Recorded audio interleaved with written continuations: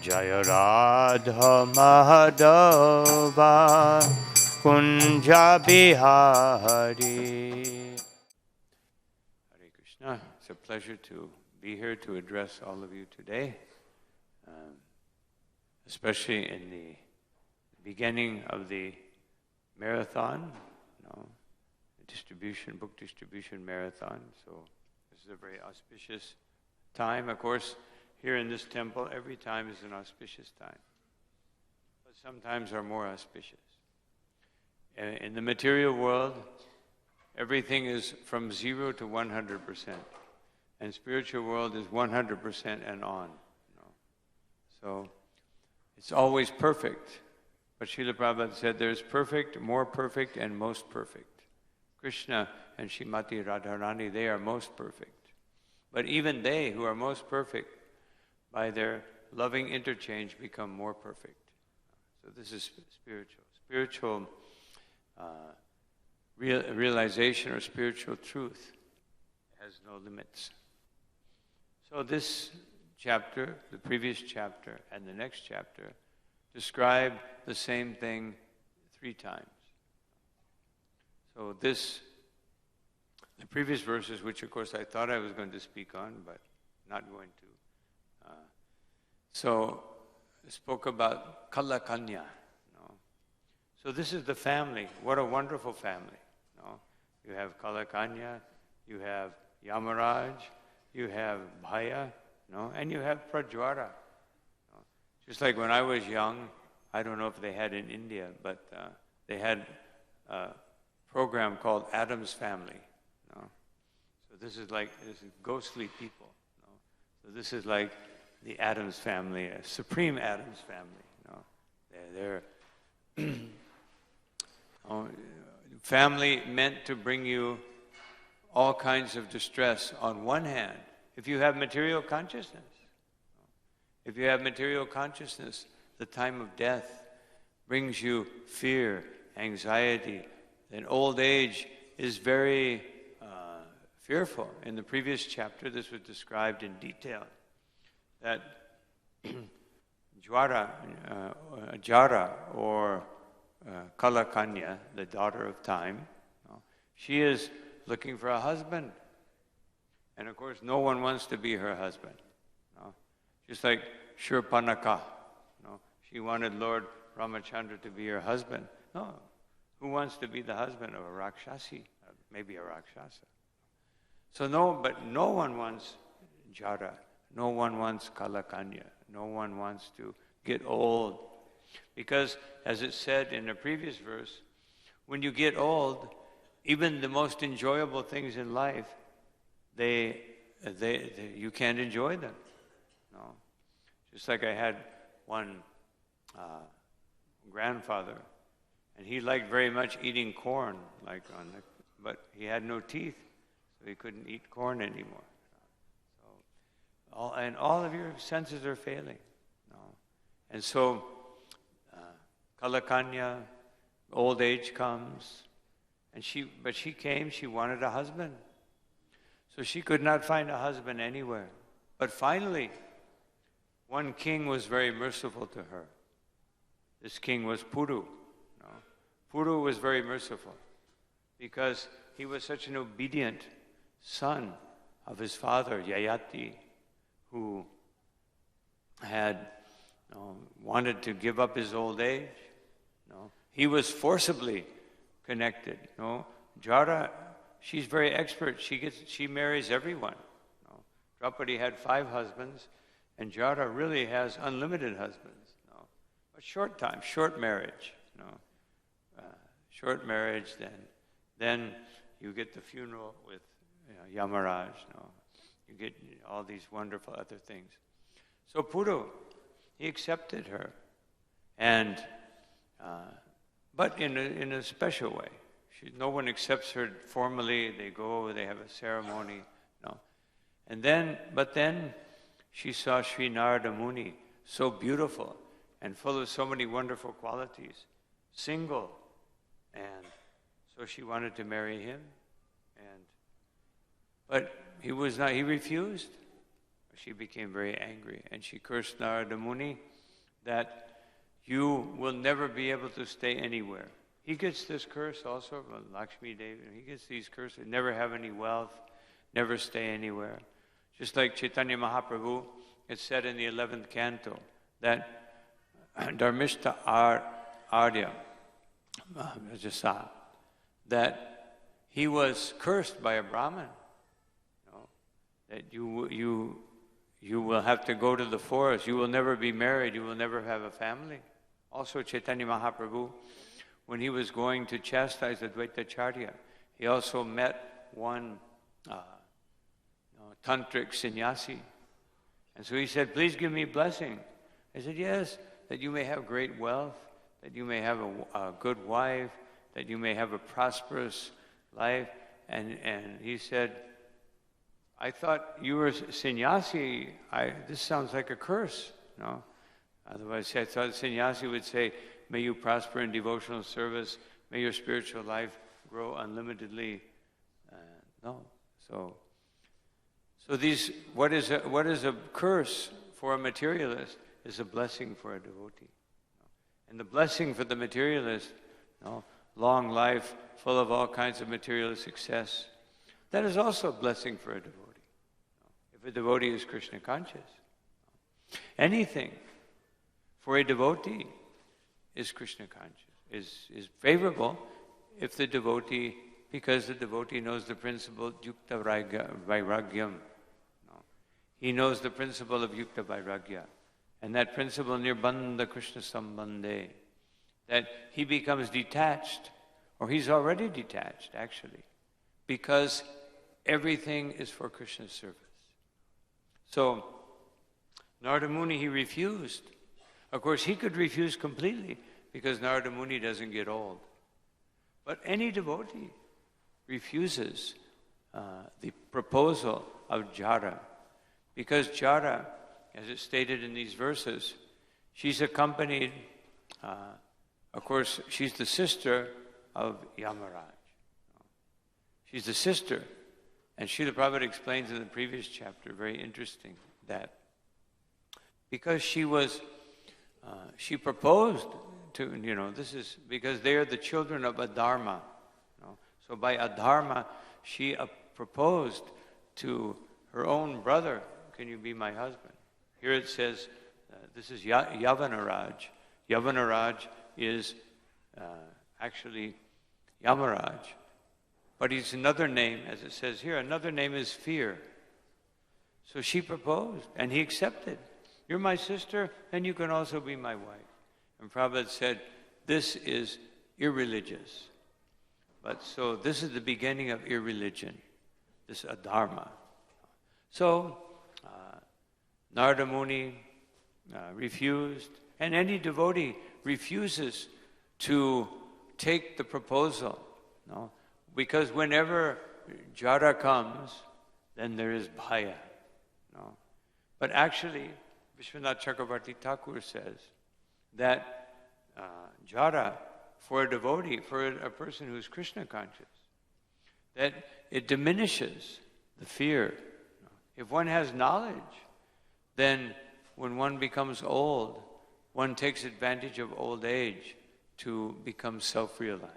And when one becomes self-realized, then one gives up this fear of death, of dying. And actually, just like Bhishma Dev, he was welcoming death. He had the choice. He said, now it's time to die. This body is old. Srila Prabhupada, when he was leaving this world, also, and he said again and again that I am an old man.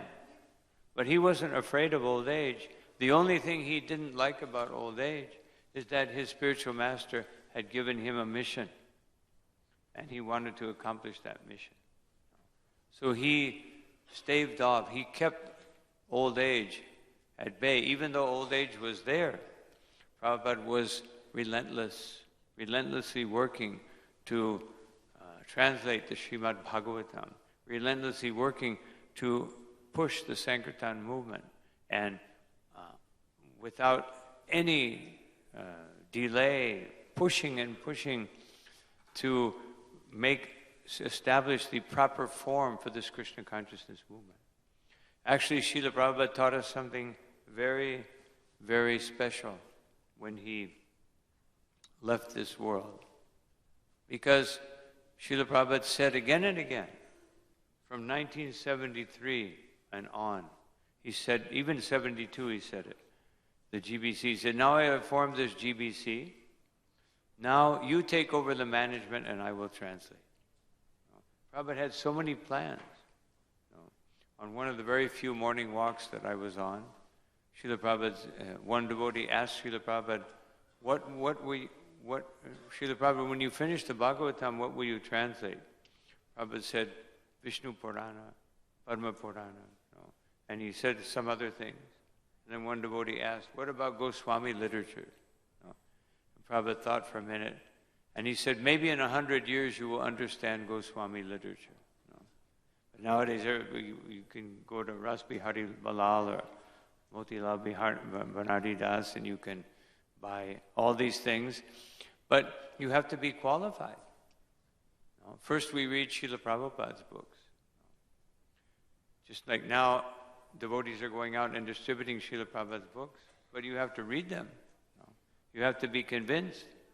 If you're not convinced, if you're just doing it mechanically, anything in Krishna consciousness, you cannot do mechanically. You have to do it from your heart. And to distribute books from your heart, you have to read them every day, 1-2 hours at least 1 hour, better 2 hours every day. We should read Srila Prabhupada's books. That's not including class time. Although sometimes Srila Prabhupada did say that when he was pushing the devotees. He said, Prabhupada, you said to read your books. Yes, Bhagavatam class, Bhagavad Gita class.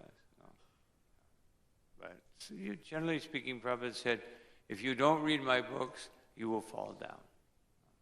So we must read Srila Prabhupada's books. When we read them, we have to understand them, and we have to put them into practice. Otherwise, reading is mechanical, Krishna consciousness is mechanical. It's just like a ritual. It's like we have so many ceremonies. If you come to Mangal Artik and you just chant something, but you don't meditate on it, what does this mean? Samsara dhava nalalita. I should be meditating on the meaning of this prayer to the spiritual master. I should be meditating on pranam mantra, panchatattva mantra, maha mantra. It's a meditation. Everything is a meditation. It's not that we're going from step 1, step 2, step 3, and then comes prasadam. Then we can meditate. Prasadam I can meditate very nicely.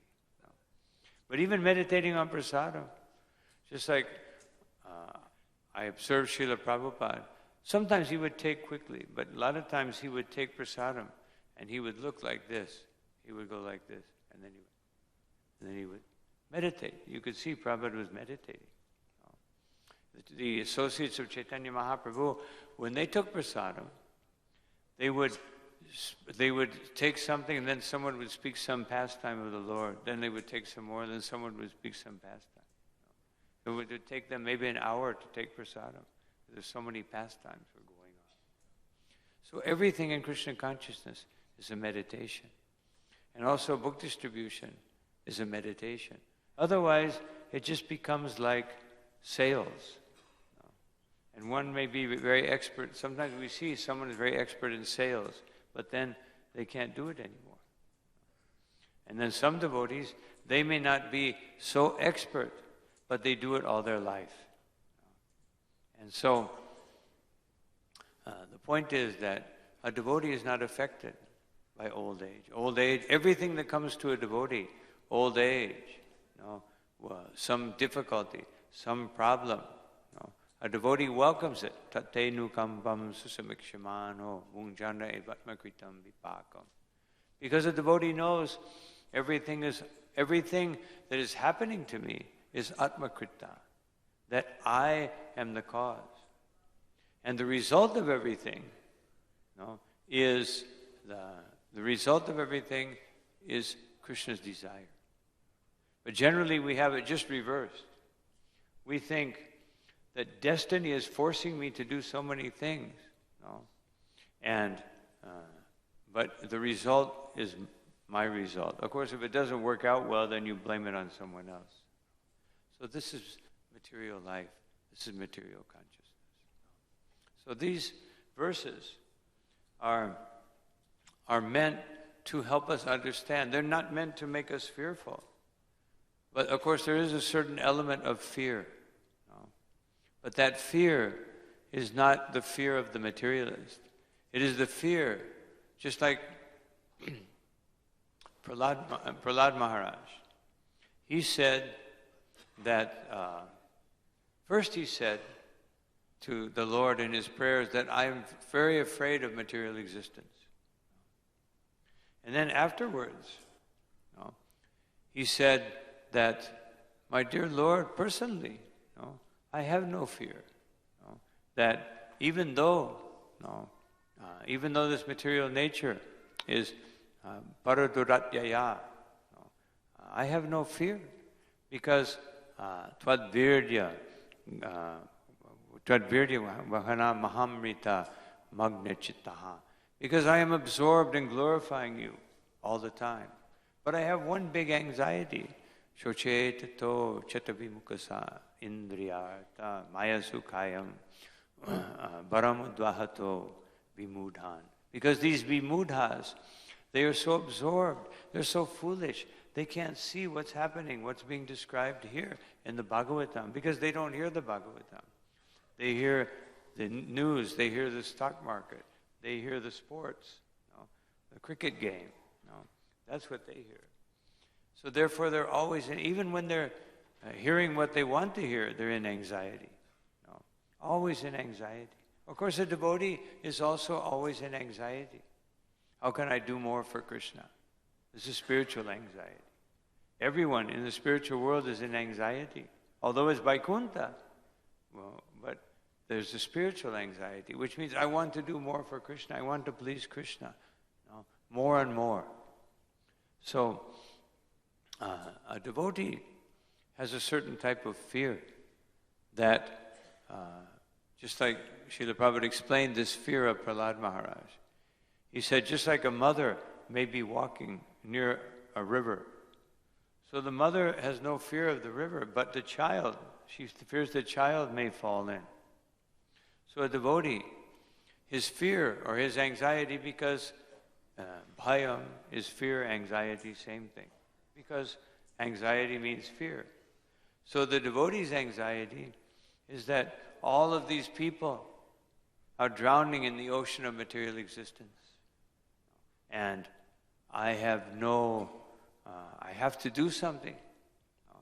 It's like if you see someone, some child walking into the street, you will immediately be in anxiety. But that anxiety is positive because you will save the child. So this is the anxiety, and this anxiety is the very root of book distribution. So if we hear this Bhagavatam, what we're speaking about here, if we hear, then the book distribution will have so much meaning. But if we don't hear, then it's just something I have to do. They tell me I have to go out and do this. Just like the first day I came into a temple, they gave me a book bag. They said, do Sankirtan. Even before that, I was in the army, and so one devotee, I was writing to him, he was explaining about Krishna consciousness, and he said, so you should do Sankirtan. That was Rameshwar. And he said, you should do Sankirtan. What's that? He said, well, that means you go out and sell Srila Prabhupada's books. I said, okay. So he sent me like 20 boxes of books. And I went out, did the best I could. But then I came to the temple. They said the same thing. Take this book bag. I didn't speak one word of Spanish. And then maybe a few words. But then I had to go out and distribute the books with a little piece of paper. Please take this book, give a donation. And so the point is that in the beginning that may be all right. Just like in the beginning, we may take something and offer it to Krishna with no mantra, and Krishna will accept it. But then you have to learn the mantra. Then you have to learn the process. So the same with book distribution. We have to learn the process, which is feeling compassion for for all the living entities. Just like I was speaking yesterday, Chaitanya Mahaprabhu, he said, Atta eva agya dhilun sabakare jahan dahan prema pala deha jari tari. He said, therefore, I have these fruits of love of Godhead. I don't know what to do with them. It's too many. So therefore, I order everyone within the universe that they must go out to everyone and distribute these fruits of love of Krishna. And what are those fruits of love of Krishna? Here's one. These fruits, just like in the beginning of the Bhagavatam, what does it say? This is the ripened fruit of all Vedic knowledge. So this is the fruit that we give to people, and they become nourished. They become spiritually nourished. Bhakti parashanu bhavo viraktir. This is the 3 steps. First, bhakti. Especially by Sri Chaitanya Mahaprabhu, he gives us the opportunity to serve Krishna. Then, para isha anubhava.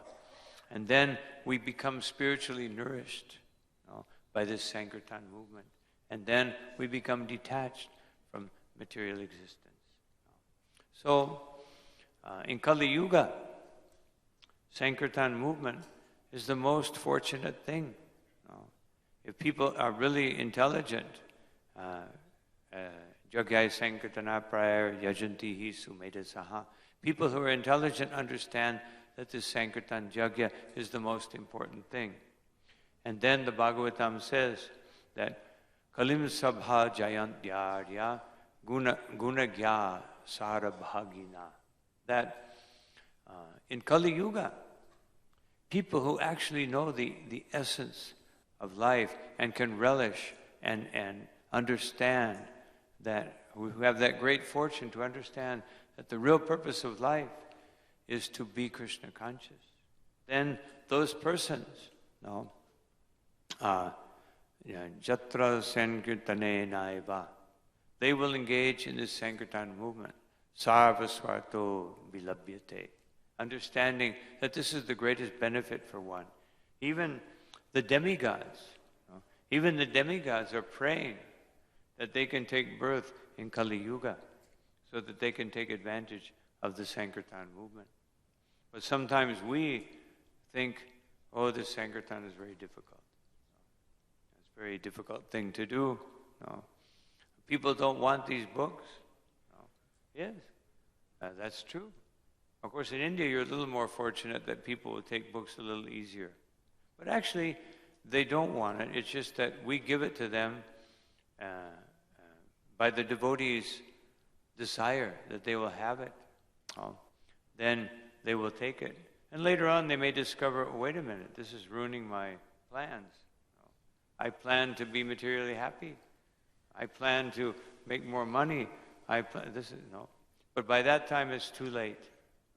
It's too late. Krishna has taken, has latched on to them. So this is the secret of Sankirtan. Somehow or another, just like Jagai and Madai, first they were approached by Nityananda Prabhu and Haridas Thakur. And when they were approached by Nityananda and Haridas Thakur, they became very angry. They attacked them. They had to run away. They went back to Chaitanya Mahaprabhu, and he said, forget about them. But because sometimes they would go near the house of Chaitanya Mahaprabhu, they would hear the kirtan. And because they heard the kirtan of Chaitanya Mahaprabhu and his associates, they became purified. But even though they became purified, it was subtle purification. So then when Nityananda Prabhu approached them again, he was thinking, I must deliver these two. Because if I do, then the glories of Chaitanya Mahaprabhu will be spread everywhere. Up to now, the mercy of the Lord is known by Ajamil. But I will show greater mercy by delivering these two for glorification of Chaitanya Mahaprabhu. So Sankirtan, that's what it means. If it means self-aggrandizement, if it means that I will be the biggest book distributor, I will distribute more books, which we should try to do, but not so that everyone will worship me. No. Sometimes some devotees have this mentality. I will win the marathon. I will distribute more books, and everyone will think, oh, he's so great. Then you'll be finished, guaranteed. No. Maybe you'll last one marathon, maybe two, no, then finished. But if you're thinking, let me distribute more books than anyone else so that tomorrow they will distribute more books than me. No. This is, Srila Prabhupada said, I like this competition, this type of, but it has to be done with the right mentality. The right mentality is, I want everyone to get these books. I want everyone to get Krishna consciousness. And among the devotees, let me distribute so many books to inspire everyone else so that they can distribute more books. And then we can all flood. No? It's mentioned in Chaitanya Charitamrita that the Sankirtan movement, the Panchatattva, opened the floodgates of love of Godhead. So Sankirtan, that's what it means. What did the Panchatattva do? What do we see every time we see a painting of Panchatattva? What are they doing? They're doing Sankirtan. Sometimes they're being worshipped, but generally speaking, they're doing Sankirtan. And because they're doing Sankirtan, then they are opening the floodgates of love of Godhead. Krishna Prema Pratayate. Sri Chaitanya Mahaprabhu came to distribute this knowledge of love of Godhead. He came to distribute it. And he's telling all of us to do the same. I mentioned yesterday also talking about the same, especially the devotees here in India. Especially. Why is it especially? We can see that. Well, you look at the book results, of the world book results. Who is always in first place? India. So therefore, Chaitanya Mahaprabhu said that everyone, Bharata Bhumite, Hoila, that Manusha Janmadhar, everyone born in India, they must do this Sankirtan movement. They must push this Sankirtan movement. They must give Krishna consciousness. And Srila Prabhupada says something very interesting in a purport related to those verses. He says, therefore the Indian devotees should go all over the world and spread Krishna consciousness. In the beginning, Srila Prabhupada had to bring some devotees here so that the Indian devotees would wake up. Now they've woken up, now they have to go. Now the Western people are all sleeping. So now the Indian devotees will have to go and wake up the rest of the world. Give Vedic culture. Complete what Srila Prabhupada wanted.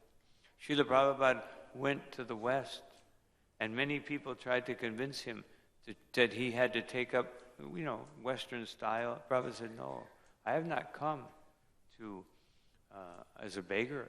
I'm begging you to take this Krishna consciousness, not begging you to give me your molecular culture.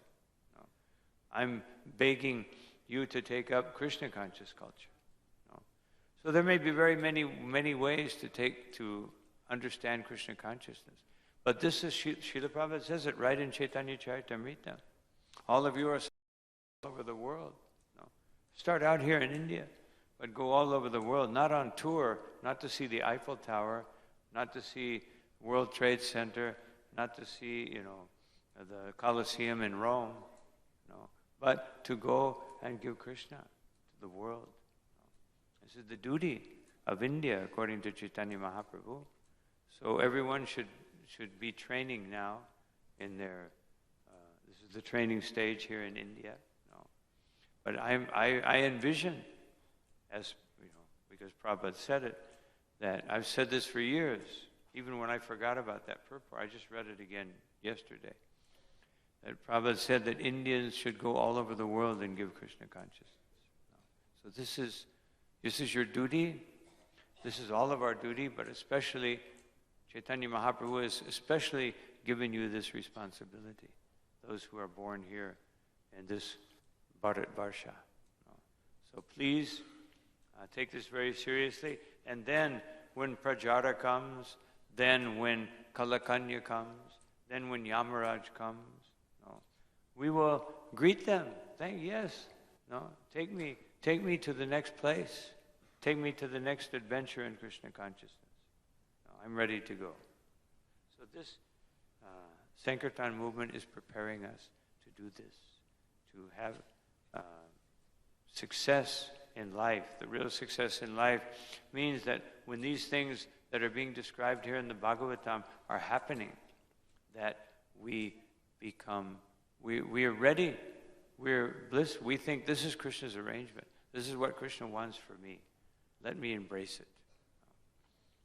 Actually, for a devotee, there's nothing that is the only thing. Kripam budir paradukha dukhi. The only thing that makes a devotee sad is to see that others are suffering because of lack of Krishna consciousness. That's the only thing that disturbs the devotee's mind. But immediately it creates enthusiasm to give Krishna consciousness to others. So I was told I'm supposed to stop at 8:30. No? Is there a quick question before we stop? Yes. Haribol. Oh. Thank you for a wonderful class, Maharaj. Regarding your discussion about the necessity for reading and understanding this material in order to sustain the book distribution, is it not possible also to simply engage in it on the principle that the knowledge and detachment arise naturally, automatically, without separate endeavor? That the spiritual knowledge arises? Vasudevi Bhagavati Bhakti Yoga Prayojita. That could we not also just go out and do the books and then the knowledge and the detachment automatically come? Yes, it doesn't come. It does come automatically, but Vasudevi Bhagavati Bhakti Yoga Prayojita. It has to be prayojita. It has to be there has to be progressive Krishna consciousness. Then knowledge will manifest from bhakti.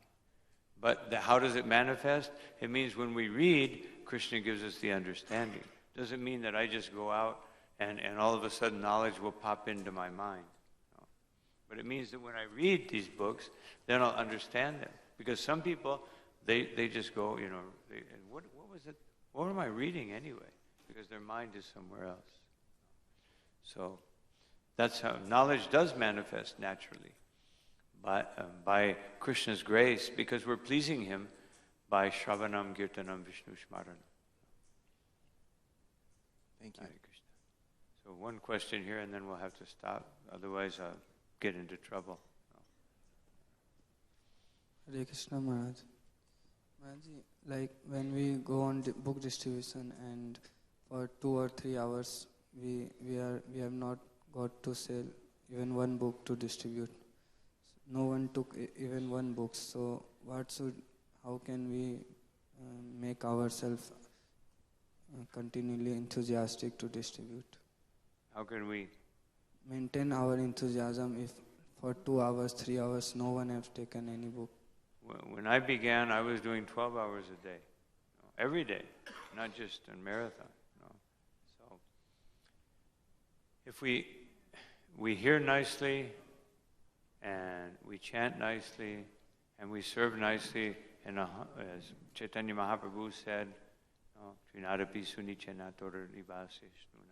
if this is our mood, then we're enthusiastic to do any service.